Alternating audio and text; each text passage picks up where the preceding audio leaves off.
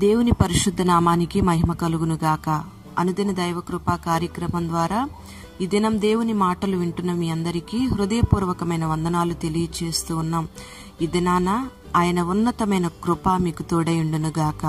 ఆమేన్.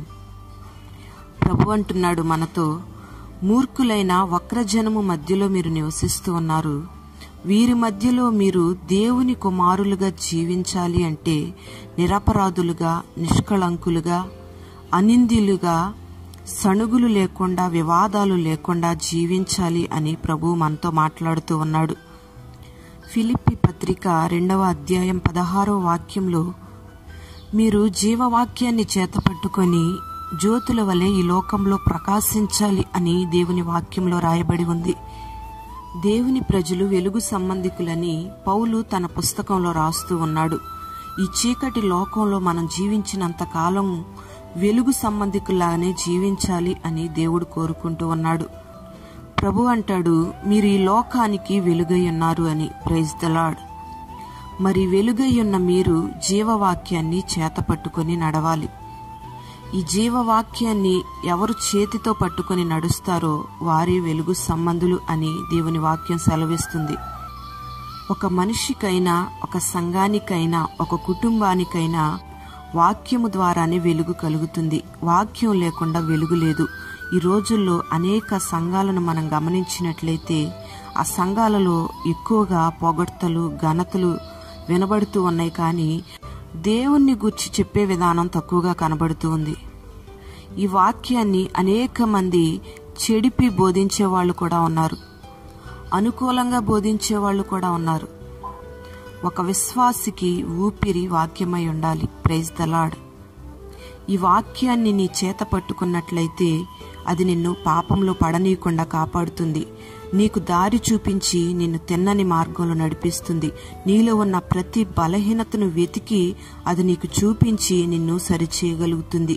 ఈ వాక్యమే నిన్ను బ్రతికిస్తుంది. ఈ వాక్యం పరలోకపు పరుగు పందెంలో నిన్ను నియమం ప్రకారం పరుగెత్తేటట్లుగా చేయగలుగుతుంది. నీ నడుం బిగించి జారి పడకుండా చేయగలుగుతుంది. Praise the lord.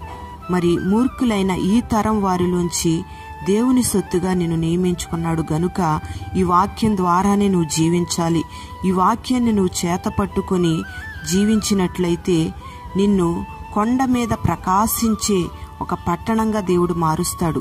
అంతేకాకుండా దీపస్తంభం మీద పెట్టబడిన జ్యోతి వలె ప్రకాశింపచేస్తుంది. Praise the Lord. ఈ వాక్యములోనే సమస్త ఆశీర్వాదాలు దాచబడి ఉన్నాయి.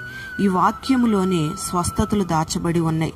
దైవజనుడైన యోహాను అంటాడు, జీవవాక్యాన్ని గూర్చి ఏది కన్నులారా చూచామో, ఆది నుండి మేము ఏది విన్నామో, ఏది నిదానించి కనుగొన్నామో, మా చేతులు దేన్ని తాకి చూచాయో అదే మీకు తెలియచేయచ్చు ఉన్నామని. Praise the Lord. ప్రియమైన దేవుని బిడ్డలారా, దేవుని వాక్యాన్ని వింటున్న నీవు, ఆయన స్వస్థతలను అనుభవిస్తున్న నీవు, ఆయన ద్వారా మేలులు పొందుకుంటున్న నీవు వెలిగించబడమే కాదు గాని అనేకులకు వెలుగుమయంగా నువ్వు మార్చబడాలి. అనేకులకు వాక్యము ద్వారా జీవాన్ని పోయగలిగిన వ్యక్తిగా నువ్వు ఉండాలి. ఈ పాప లోకంలో నువ్వు జీవిస్తున్నప్పటికీ కూడా చీకటికి ఏమాత్రం నువ్వు అవకాశం ఇవ్వకుండా వెలుగు సంబంధిగానే జీవించాలి.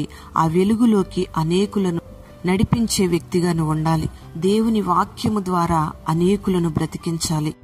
ఈ రీతిగా నువ్వు దేవుని వాక్యాన్ని చేతపట్టుకోగలిగితే లోకంలో నశించిపోచున్న ఆత్మలకు వెలుగుగా, రోగాలు, బలహీనతలతో బాధపడుచున్న వ్యక్తులకు వెలుగుగా నా దేవుడు నిన్ను మారుస్తాడు. అనేకమైన భూ సంబంధమైన ఆశీర్వాదాల చేత, పరసంబంధమైన ఆశీర్వాదాల చేత దేవుడు నిన్ను నింపి నీవు మాత్రమే ఆశీర్వదించబడడం కాకుండా అనేకుల ఆశీర్వాదానికి కారణంగా నా దేవుడు నిన్ను మారుస్తాడు. Praise the Lord. అట్టి కృపను నా దేవుడు నీకు అనుగ్రహించి బలపరచునుగాక. ఆమేన్. ప్రార్థన. పరిశుద్ధుడైన తండ్రి, ఘనమైన దేవా, నీకు స్తోత్రం చెల్లిస్తూ ఉన్నాం. ఈ దినాన ఈ మాటలు విన్న నీ బిడ్డల్ని పేరు పేరున దీవించమని ప్రార్థన చేస్తూ ఉన్నాం.